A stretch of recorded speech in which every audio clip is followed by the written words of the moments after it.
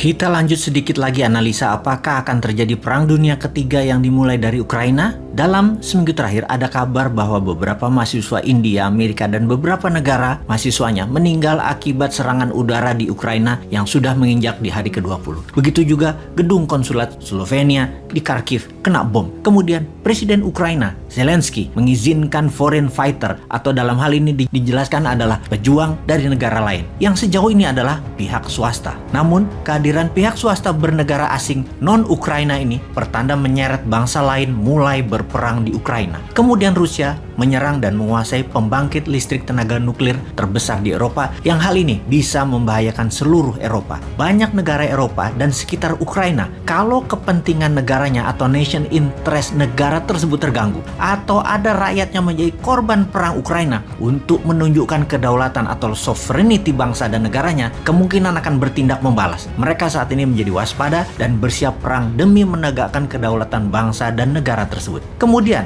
NATO mulai mendeploy tentaranya di Eropa Timur, khususnya di Polandia. Dunia menjadi waspada. Eropa Barat misalnya, ketika Presiden Prancis Macron berbicara 90 menit dengan Putin minggu lalu, dalam dialog tersebut Macron mengatakan Prancis tidak berperang dengan Rusia. Bagi pengamat, setidaknya kata-kata tersebut adalah belum. Di sisi Rusia, dengan jelas Putin mengatakan Rusia menginginkan seluruh Ukraina. Di mana setelah dialog 90 menit ini dilakukan, Macron menjelaskan kepada media, the worst is yet to come, atau peristiwa terburuk sebentar lagi akan terjadi. Yang jadi pertanyaan, seperti apa yang dimaksud dengan situasi buruk yang akan terjadi? Akankah meluas ke seluruh Eropa? Akankah konflik militer ini melebar ke seluruh dunia? Oke sahabat, saat ini sesungguhnya dunia sedang menghadapi multiple war di banyak wilayah. Banyak konflik dan banyak ketegangan di banyak tempat. Misalnya di sisi Asia Indo-Pasifik, Tiongkok berkonflik dengan Taiwan. Tiongkok juga berkonflik dengan banyak negara ASEAN, yaitu Vietnam, Malaysia, Brunei, dan Filipina. Dalam masalah Nine Dot Line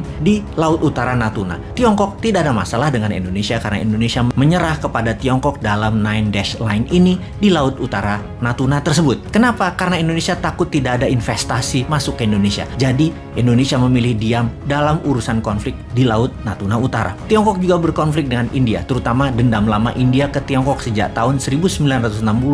Tiongkok pernah menyerang India. Di perbatasan Tiongkok-India saat ini selalu tegang. Juga konflik antara Iran dan Israel. Kita tahu, dalam posisi aliansi, Iran itu aliansinya ke Rusia, Israel itu aliansinya ke Amerika dan Inggris. Juga Iran berkonflik dengan Amerika di Teluk Hormuz. Amerika dengan Kuba juga perang panjang. Perang Israel-Palestina, perang Yaman, semuanya tegang dan berperang. Di sisi semenanjung Korea, Korea Utara terus berkonflik dengan sekutu Amerika yaitu Korea Selatan dan Jepang. Jepang dengan Rusia rebutan kepulauan Kiril di utara Jepang, di mana Jepang baru saja klaim Kiril balik ambil dari Rusia yang membuat ketegangan baru di utara Jepang. Ditambah lagi, baru saja peluru kendali India diluncurkan ke Pakistan. Walaupun dinyatakan salah sasaran dan India minta maaf, namun hati orang siapa tahu Pakistan bisa membalas dan menjadikan konflik militer terbaru. Saat ini banyak negara yang ingin menjadi pemain global anti New World Order, ingin menunjukkan kekuatan geopolitiknya. Jadi sulit kita mengabaikan bahwa efek perang di Ukraina tidak membawa negara lain masuk ke dalamnya. Kemungkinan masuk besar. Satu hal lagi yang mengerikan, kalau benar-benar terjadi perang dunia ketiga, yaitu pasti menyertakan bom nuklir. Kalau perang dunia ketiga benar terjadi, pasti bom nuklir digunakan dan diledakkan. Saat ini ada 9 negara mempunyai senjata nuklir di tangannya. Amerika, Rusia, Perancis, Tiongkok, Inggris, Pakistan, India, Israel, dan Korea Utara. Satu lagi yang ke-10 adalah Iran. Iran mempunyai keterampilan yang sama memproduksi bom nuklir, tapi belum saat ini. Jika di total ada 13.000 hulu ledak nuklir di tangan negara-negara ini. Senjata sebanyak itu cukup, bahkan lebih dari cukup untuk memusnahkan seluruh umat manusia dan membuat dunia menjadi kiamat. Rusia sudah mengancam akan menggunakan nuklir dan membuat pasukannya siaga 1 untuk menggunakan nuklir, di mana Amerika serius sekali menanggapi ancaman tersebut sehingga ICBM, Intercontinental Rudal Ballistic Missile, mulai disiagakan dan dites agar juga siaga 1. Sungguh, dunia tidak akan kuat menanggung efek perang nuklir. Apapun cerita ini, semua tidak ada yang mengetahui kemana arah perang sesungguhnya. Apakah ini semua menjadi pengawal perang dunia ketiga?